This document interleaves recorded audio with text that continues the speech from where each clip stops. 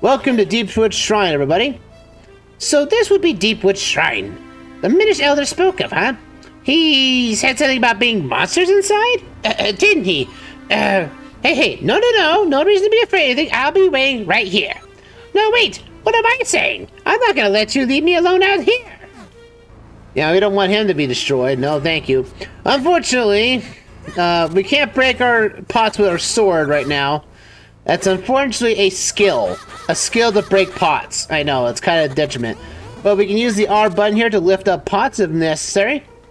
We can also push these statues left and right here. Man, this looks like it's really similar to Super Dungeon Maker now by looking back. So we also have an introduction to dark rooms. This entire Deepwood Shrine is basically one huge tutorial on how things are going to work in this game. For the most part, anyway. So we get ourselves these switches here. Hitting all four will light up the room, which will allow us to drop a key in a chest for us. You got a small key! Use it to open locked doors and blocks. You could use it only in this dungeon. Well, there's a locked door here. See if we can find a key to open it. Asler, what's this in my hand? Oh, you have a key. Well, that shut me up. So with any keys, we can open up locked doors. So it's man, this game runs faster on NSO than I realized. This game runs so much better on NSO. This emulation is awesome. Do you see a lever? I think you should be able to pull it. Just stand in front of it and press R to grab it. Then press the D-pad and pull. We have our new gimmick here of basically pulling on levers and switches. And says we have to do this for the majority of this dungeon. This is basically the main ideal. Yeah, I let go a moment's notice there. Link got scared. Asler got scared. Huzzah! Oh boy. So we have these enemies here. These are slugs. They basically go and die in one hit, or just throw a pot at them if we need to. But you can't carry items through doors. It's annoying. We also have another enemy here. This is the puff stools. You can't harm them right now because they're coated in their own spores, which, if left to their own devices, will basically put down stuff like this. They'll put more of their spores on the ground. This was basically, these spores in the manga were actually considered to be poisonous. Wow, look at the size of that barrel. Oh, right. So say to me, we're not big, we're just small. Right, even Ezzo's got memory loss. Great, that's all we need to know at this point. So we need to release this barrel. This is the central thing in the entire dungeon is this particular barrel. But they don't do much with it very much. These little puff stools. They get their name from the Pikmin franchise, which is kind of funny in that regard. Because I don't think they were in Pikmin 1. I think they were in Pikmin 2, I want to say. So I think this game came out, I think, after Pikmin 2, or they came out the same year. So maybe that's the case. So we go in here now that we've unlocked the barrel. The barrel will now swing around. It's one of the only few areas of the game where there's actually a 3D element in the game. Well, hey, be careful, my lad! That barrel just moved! So we gotta move this barrel around. I like the cool 3D effect. I wish they did more of it in this game. Because clearly the fact that they could do 3D graphics on a GBA, not very easily though, mind you, but it still could be done.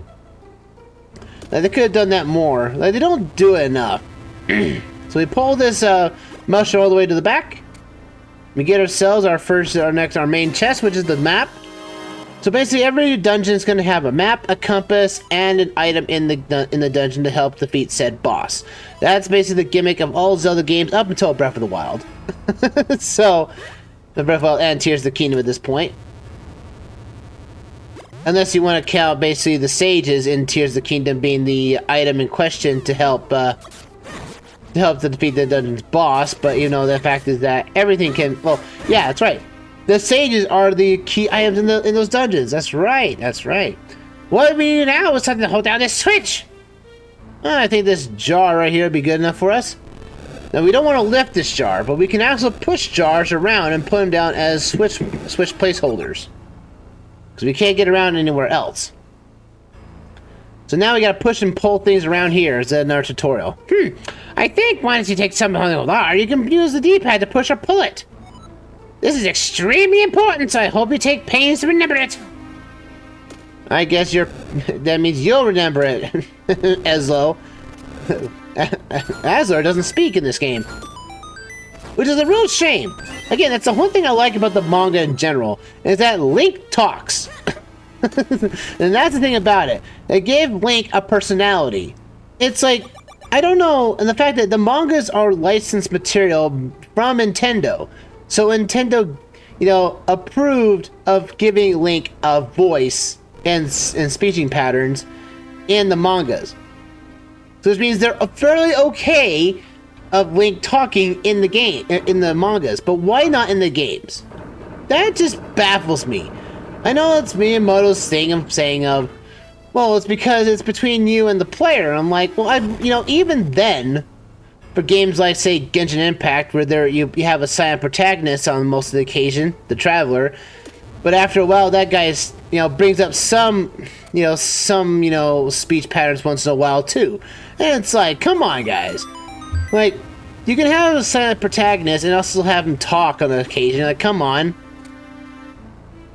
That's, I think, in the next time. That's the one thing I really don't like Tears of the Kingdom from. Because I think in Tears of the Kingdom, they should have just made Link talk. Like, Breath of the Wild, I understand, because they had a reason why he wasn't talking. You know, he was steadfast to make sure he wouldn't come and being the hero and everything. But, like, why couldn't they just have, like, you know, like, why couldn't they have him talk? That's the whole point about it. Like, I think it's about time the next Zelda game, Link has to talk. It has to be. That's the only innovation they have left, is making the protagonist talkable. Well, we got our mini-boss here. Or another room event.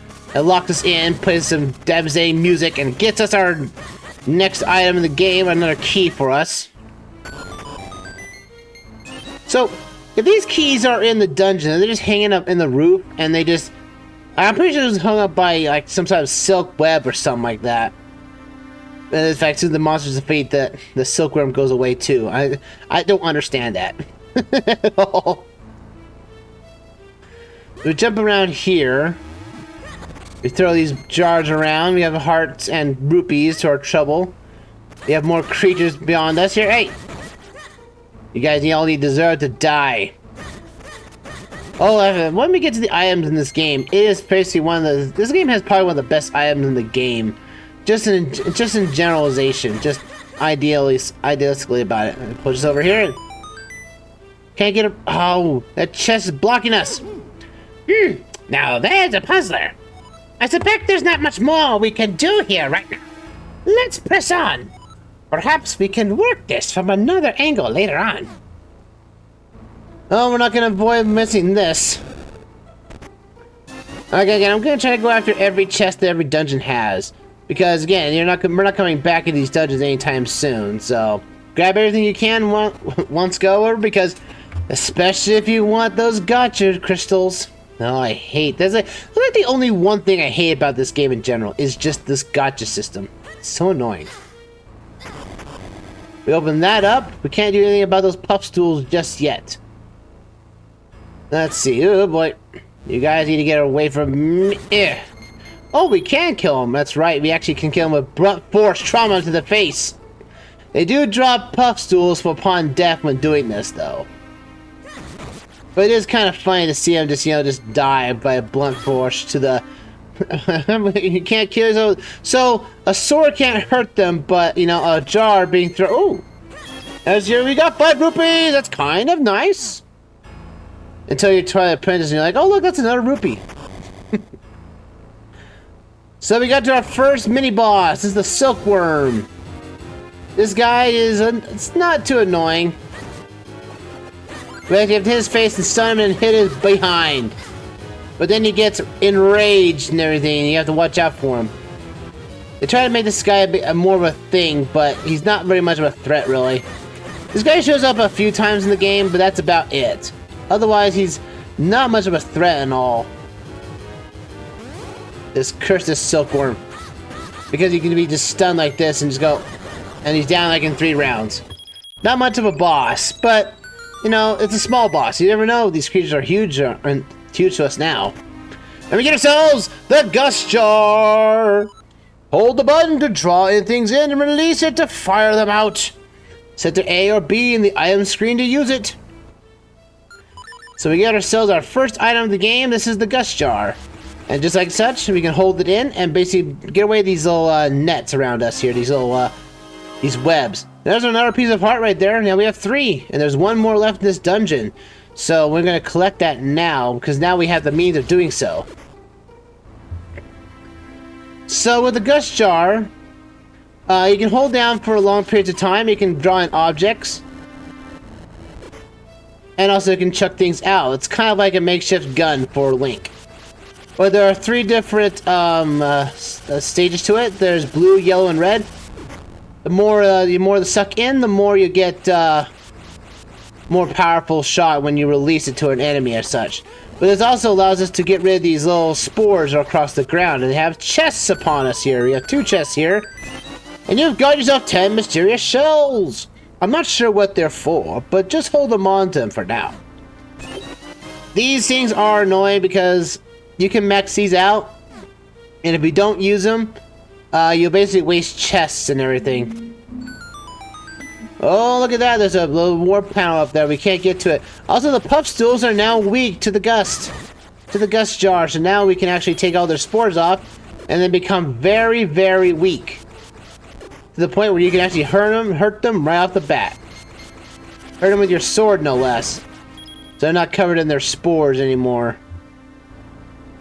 We need to head to the front of the dungeon, though, because there's a piece of heart I would love to obtain right now. There we go. Go out that way. Let's head up front real quick. Then we can head back around. Oh boy. Ow, you. Curse you. With the Gust Jar equipped, though, you can basically pull the little mushroom, the pole shrooms, as I call them in the game, all the way to the start and actually pull them across so you can get across large gaps if necessary. Very useful. And push this guy around. We'll get our blue gem right here. Every dungeon has a blue and red portals. Basically, one that takes you to the midpoint of the dungeon, and the other one with the way to get to the boss. And with that, we have ourselves that last heart piece. We now have another heart piece for our troubles. Not bad at all. Let's get this guy out as well. Come on. There we go. Another chest for us. More shells. Yay. Again, these shells are used for the gacha machine, and I hate it. The gacha machine is, again, like any type of sort of mysterious thing, is that you're supposed to use them to get figurines. And you must basically find... And there's a pickle light in the game that will basically give you those gems on massive drops. Now what? Unless we find a way to travel by water, we won't be going much further. Yeah, Link can't swim, as you all have known. So now we must travel on this lily pad. Very unfortunate. Again, this basically these things become basically monotonous after we get the ability to swim. Though it is still useful on certain occasions to basically get up on different platforms that don't have a way to get up there by the. Oh, we want to go down this way. Oh, ow! Okay, the things died. Luckily, those bugs took a really wrong turn at Albuquerque there, if they're going to do like that. We also get introduction to flies, these cursed things. I hate these things. They're like very annoying. Ow! They pop these everywhere on water surfaces because you don't have very much means to get around them. So we want to lift this one here. We have to push this jar onto the switch. The press down always switch, and now we can move forward. This is where we'll get to our first area of the, that's where we get that chest. We're going this way back around here, because taking this route back will get us to a key that's back here, as we need. We couldn't get to this key earlier until we had the Gust Jar. And just like it says, the Gust Jar, as we said before, can be used to push you around on water surfaces like this. Again, very useful. again, they put a lot of, I think basically the Capcom developed games, I think had the most like new ideas added to the game. Like they added a lot of stuff, like like Rock's Feather. They added, well, technically the only one original item in this game is the Gust Jar by any means. So, all intents and purposes, not bad at all for an item to use. I mean, also, I think it's just really cool. And the fact is that this item is to introduce the Gust Bellows for Skyward Sword. Honestly, because I think Nintendo saw what this was doing and what it could do, and it's like, yeah, we could do this ourselves and make our own wind item.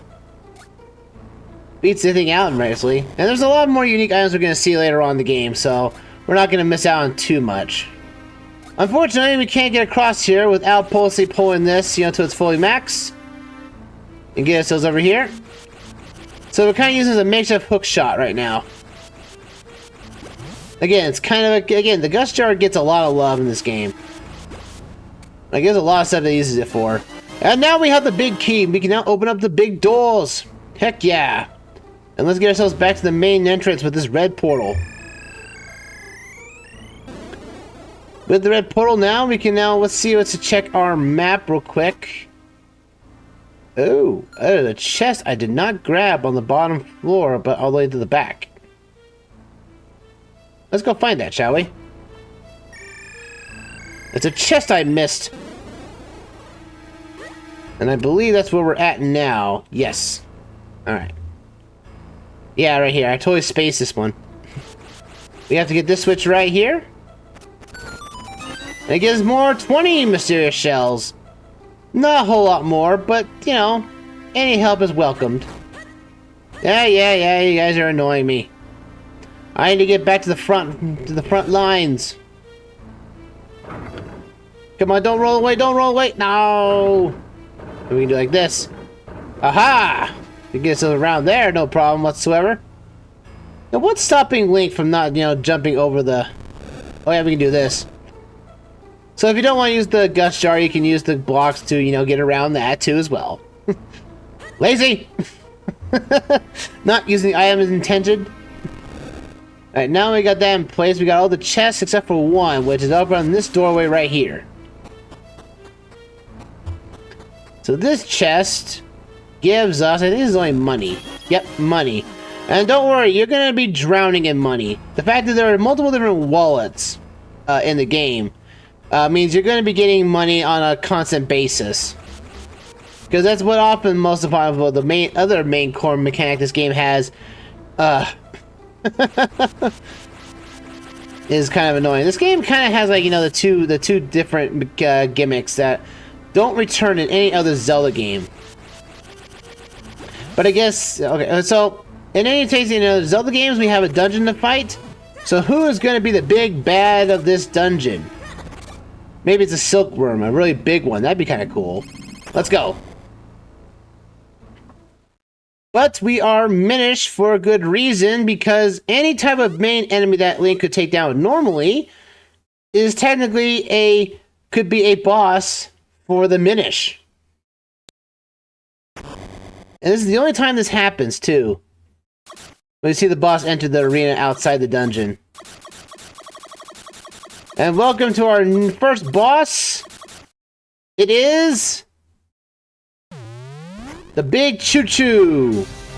Alright, Big Choo-Choo. This guy is only weak towards the Gust Bellows. You must basically use up his, you must blow away his base.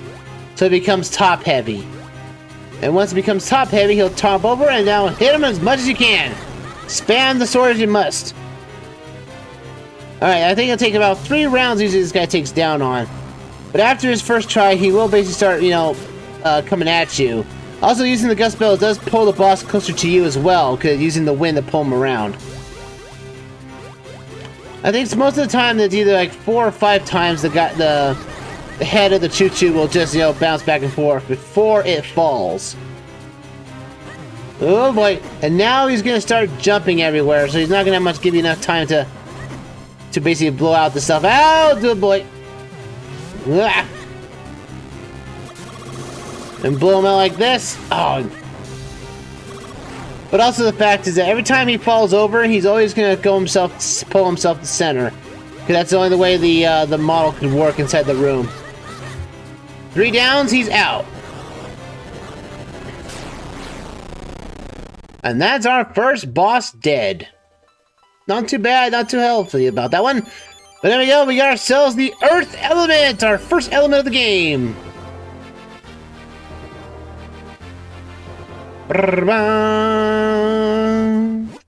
You got the Earth Element. The power of the Earth is the source of all living things. The Earth Element is the embodiment of that power. And we get ourselves a heart-shaped stone for our trouble. A heart container! Look at that, we're already at 5 hearts. At the end of the first dungeon, it's awesome. And also we have a green portal that will take us out of here. Let's go.